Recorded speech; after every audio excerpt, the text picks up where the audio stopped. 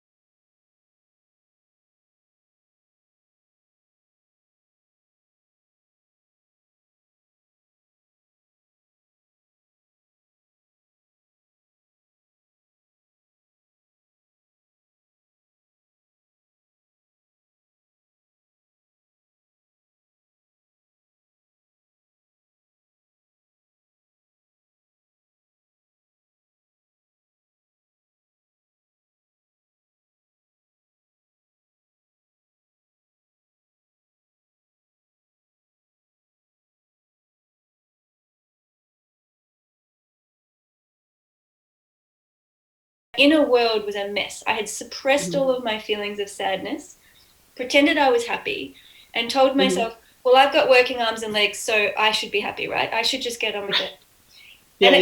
It got to this point where like I was just kind of couldn't eat anymore. Like I was just completely like this on the inside. And my inner wisdom finally came through and was like, Joey, you're allowed to be sad. Your brother's never going to be the same again. You've never let this sadness be felt and processed. And now you've like got this overlog of sadness neurochemicals floating around your body. And you have to do something with them. You've got to feel them.